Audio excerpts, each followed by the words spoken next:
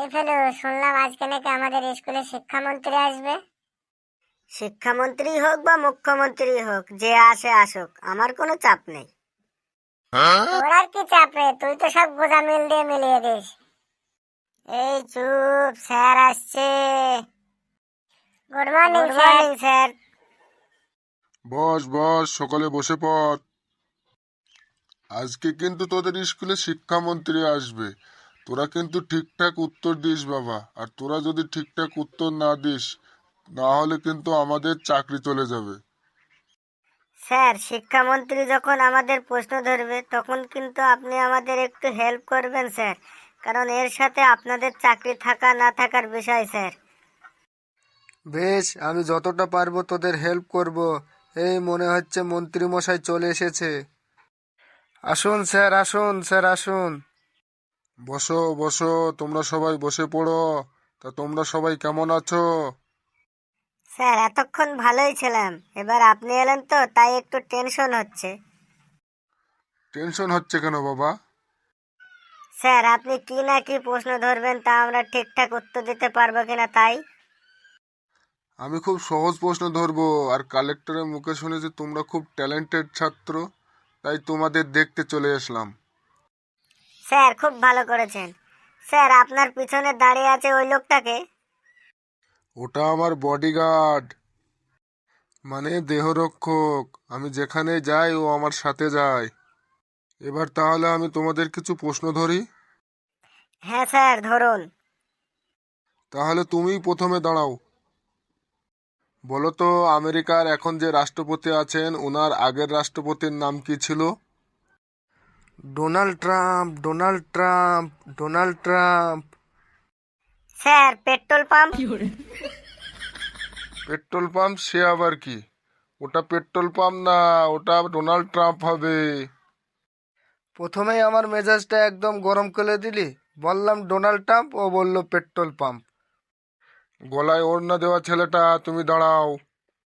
তুমি ভারতের একটা জাতীয় সড়কের নাম বলো তো। NH-47, NH-47, NH-47। Sir, AK-47।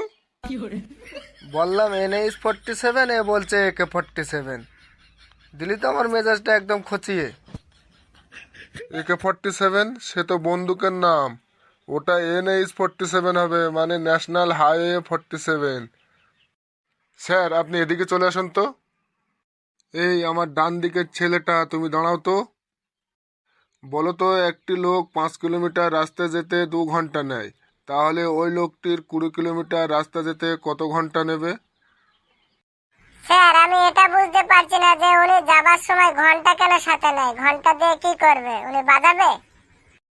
আরে মহা মুশকিল তো, আমি মন্দিরের ঘন্টার কথা বলছি না, আমি সময়ের ঘন্টার কথা বলছি, মানে ঘড়ির ঘন্টা, টাইমের ঘন্টার কথা বলছি। স্যার, বলতে পারবো না স্যার, কত ঘন্টা ঘন্টা নেবে। স্যার, আমি বলবো। হ্যাঁ বলো তো দেখি। স্যার, আমার মনে হয় 5 কিলোমিটার রাস্তা যেতে যদি 2 ঘন্টা সময় লাগে, তাহলে 20 কিলোমিটার রাস্তা যেতে ওই 2 ঘন্টা সময়ই লাগবে।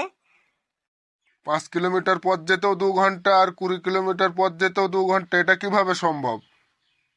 স্যার, ওই ব্যক্তি যখন 5 কিলোমিটার পথ যাবে তখন সে, স্যার, সাইকেলে চড়ে যাবে। আর যখন সে 20 কিলোমিটার পথ যাবে তখন সে তাড়াতাড়ি যাওয়ার জন্য মোটর সাইকেল চড়ে যাবে। তাহলে সাইকেলে 5 কিলোমিটার পথ যেতে 2 ঘন্টা সময় লাগবে, আর মোটর সাইকেলে 20 কিলোমিটার পথ যেতেও 2 ঘন্টা সময় লাগবে। তুই তো দেখছি একদম অঙ্কের জাহাজ হয়ে গেছিস, তুই দাঁড়িয়েই থাক। স্যার, আমার মাথাটা কেমন টনটন করছে, আমি বসবো স্যার? আরেকটা প্রশ্ন ধরবো আমি, এটা যদি পারো তাহলে তোমাকে বসতে দেব। বলো তো দেখি, বল্টুর বাবার বয়স বল্টুর বয়সের থেকে 3 গুণ বেশি। 10 বছর পর বল্টুর বয়স 25 বছর হবে। তবে এখন বল্টুর বাবার বয়স কত? এই ছেলেটা কোথায় গেল রে? স্যার, ও যেভাবে গেল আমার মনে হয় ওর খুব জোরে হাগা পেয়েছে, মনে হয় পায়খানায় গেল। স্যার, আমারও ওটাই মনে হচ্ছে, ও মনে হয় হাগু করতেই গেল। চুপ, বক বক বন্ধ করো। স্যার, স্যার, বল্টুর বাবার বয়স 45 বছর স্যার। তুমি আগে বলো, তুমি কোথায় গিয়েছিলে? স্যার আমাদের পাশের ক্লাসে বল্টু পড়ে, তাই ওর কাছে গিয়েছিলাম ওর বাবার বয়স কত ওটা জানতে। ও বলল 45 বছর স্যার। আমাকে তুমি বোকা পেয়েছো? যাও জায়গায় গিয়ে দাঁড়াও। স্যার আমি বসবো, আমার পাটা কেমন ঝিনঝিন করছে। বেশ, তোমাকে একটা প্রশ্ন করছি, যদি ঠিকঠাক উত্তর দিতে পারো তাহলে বসতে দেব। স্যার বলুন স্যার, কি প্রশ্ন? বেশ, বলো তো, রাতের বেলায় গাছের নিচে ঘুমাতে নেই কেন? স্যার রাতের বেলায় গাছের নিচে ঘুমালে যদি গাছের ডালপালা ভেঙে গায়ের উপরে পড়ে তাহলে তার ব্যথা লাগবে, আবার হাত পাও ভেঙে যেতে পারে। তাছাড়া ওই গাছে যদি কোনো বাঁদর বা হনুমান বা পাখি থাকে তাহলে যে ঘুমাবে তার গায়ে যদি পায়খানা প্রস্রাব করে দেয়, তাই রাতের বেলায় গাছের নিচে ঘুমাতে নেই। বাবারে বাবা, উত্তর শুনে তো আমি পাগল হয়ে যাব এবার। আমরা তো দিনের পর দিন পাগল হয়েই যাচ্ছি, আপনিও আজকে পাগল হয়ে যান। কিছু বললেন আপনি? কই না তো স্যার। মামনি, তুমি দাঁড়াও তো। তোমার নাম কি মামনি? স্যার আমার নাম পূজা। আচ্ছা, বলো তো পূজা, বিদ্যুৎ কার সম্পত্তি? স্যার বিদ্যুৎ আমার মামার সম্পত্তি। মামার বাড়ি আবদার পেয়েছিস, বিদ্যুৎ তোর মামার সম্পত্তি হলো কি করে?